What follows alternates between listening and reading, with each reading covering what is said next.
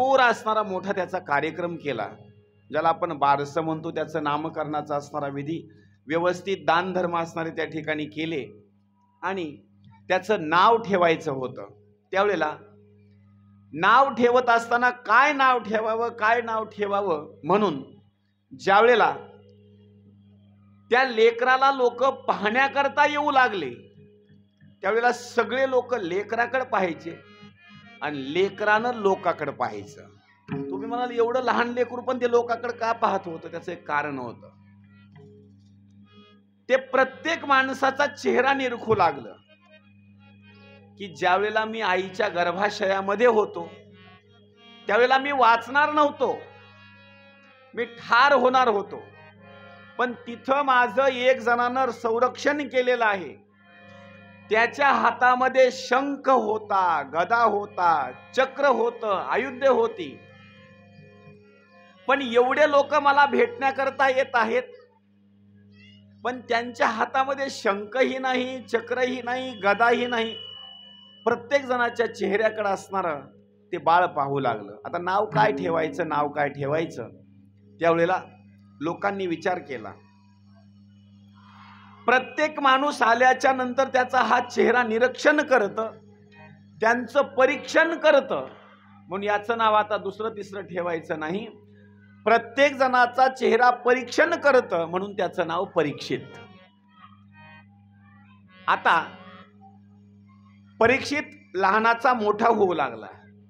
लहानाचा मोठा होत असताना एक दिवसाची गोष्ट आहे. अर्जुन द्वारका नगरीला गेला. द्वारका नगरीला गेल्याच्या नंतर श्रीकृष्ण भगवंतानं सांगितलं, सगळ्या जणांना निरोप देत असताना, आता काही क्षणामध्ये ही द्वारका नगरी राहणार नाही. का? मी स्थापन केलेली आहे. आता मी वैकुंठ धामाला निघून जाणार आहे. ही द्वारका नगरी तर थांबणार नाही, आता ती सुद्धा असणारी पाण्यामध्ये निघून जाणार आहे. तेवढ्याच वेळामध्ये श्रीकृष्ण भगवंताचं असणारं जे पूर्वजन्मामधलं जे कर्म होतं तशा स्वरूपामध्ये भगवंत असणारे वैकुंठ धामाला निघून गेले. आणि अर्जुनानं निर्णय घेतला, 16,108 ज्या पत्न्या आहेत ना, भगवंत निघून गेले आहेत, कमीत कमी त्यांची आता काळजी करण्याकरता मीच आहे. म्हणून त्यांना घेऊन अर्जुन हस्तिनापूरला जाऊ लागला.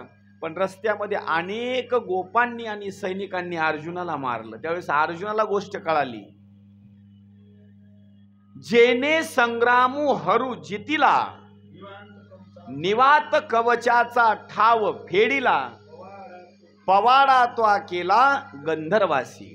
एवढी माझ्याजवळ शक्ती, ज्यानं भगवान शंकराला हरवलं युद्धामध्ये, पण आज साधारण अर्जुन साधारण माणसाच्या हातानं मार खातो. किती असणारी नवलाची गोष्ट आहे. अंगावरचे कपडे फाडले, भरपूर अर्जुनाला मारलं आणि इकडं अपशकुन होऊ लागले. धर्मानं प्रश्न विचारला भीमाला, अरे भीमा, मला असं वाटतं ना काहीतरी आता घटना विचित्र घडलेली आहे. आता फार असणारा कालावधी बदललेला आहे. आता काय करावं समजत नाही. अर्जुन सुद्धा श्रीकृष्ण भगवंताकडे गेलेला आहे आणि तो सुद्धा परत आला नाही. आता काय करावं? तेवढ्याच वेळामध्ये अर्जुन आला. दोघांची भेट झाली, प्रश्न विचारला, काय घटना घडली? श्रीकृष्ण भगवंत वैकुंठ धामाला निघून गेले आहेत ही गोष्ट सांगितली. तेवढ्या वेळामध्ये धर्मानं निर्णय घेतला, आता एक काम केलं पाहिजे, आपला कालावधी संपलेला आहे. आता जी राजगादी आहे हस्तिनापूरची, या राजगादीवर असणारा आता दुसरं कुणालाच बसवायचं नाही. पांडवांचा असणारा वंशज म्हणजे परीक्षित राजाचा असणारा त्या ठिकाणी सन्मानपूर्वक असणारा राज्याभिषेक केला. आणि राज्याभिषेक केल्याच्या नंतर 5 पांडव आणि द्रौपदी उत्तर दिशेला निघून गेले. स्वर्गारोहण त्यांनी केलं. आता त्या हस्तिनापुराचा असणारा राजा परीक्षित होता. कालांतरानं एक दिवस आपल्या राज्यामध्ये कलियुगाचा प्रवेश होत आहे म्हणून त्याला ही गोष्ट कळाली.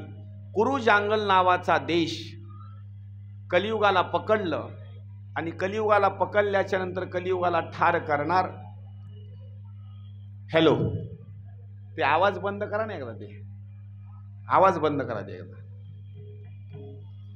ज्या वेळेला कुरुजांगल देशामध्ये त्या कलियुगाला पकडलं, कलियुगाला ठार करणार तेवढ्याच वेळामध्ये कलियुगानं पाय पकडल्याने सांगितलं, मला माफ करा, इथून पुढल्या कालावधीमध्ये तुम्ही जसं मला सांगाल तसं मी वागेल, पण मला राहण्याकरता काही ठिकाणं द्या. काही ठिकाणं दिले. द्यूत असेल, मद्यपान असेल, हिंसा असेल, स्त्री संघ असेल किंवा असे असणारे स्वर्ण असेल, असे 4-5 असणारे त्याला स्थान दिले. आणि 5 असणारे स्थान दिल्याच्या नंतर शक्यतो कलियुग या 5 ठिकाणी असणारा राहतो. म्हणून माणसानं काही गोष्टी याच्या त्याग करायच्या बरं का. कोणत्या कोणत्या? एक, द्यूत, जुगार माणसानं टाळायचा. कशा करता? तिथं कलियुग राहतो. जर कोणी जुगार खेळत असेल तर संपत्ती जाण्याकरता वेळ लागत नाही. नंबर 2, मदिरापान, मद्यप्राशन कधी करायचं नाही. का? संपत्ती जाण्याकरता वेळ लागत नाही. नंबर 3, हिंसा म्हणजे दुसऱ्याला मारणे, इथं सुद्धा कधी थांबायचं नाही. पुढे सांगितलेलं आहे वाईट वागणे, ही सुद्धा गोष्टी तिथं कलियुगाची सांगितली आहे. शेवटचा असणारा भाग सांगितलेला आहे शक्यतो स्वर्ण मात्र माणसांनी अजिबात आपल्या जवळ ठेवायचं नाही. तुम्ही म्हणाल का ठेवायचं नाही? तर त्या स्वर्णामध्ये सुद्धा कलियुग राहतो. पण आता हे सोनं हे सगळ्या जणाला असणारा आवडतं. परीक्षित राजानं काय केलं?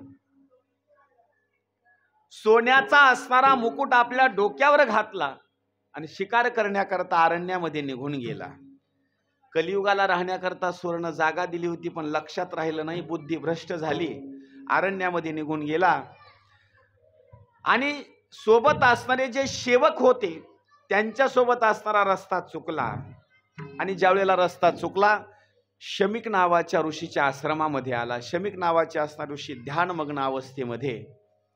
त्यांना असं वाटलं राजाला, मी या प्रदेशाचा राजा आहे, कमीत कमी ऋषीमुनीनं उठावं, माझा सन्मान करावं, मला पाणी पिण्याकरता द्यावं, बसण्याकरता आसन द्यावं, जेवण्याची व्यवस्था विचारावी. पण कुणी त्या ठिकाणी व्यवस्था केली नाही. राजाला राग आला.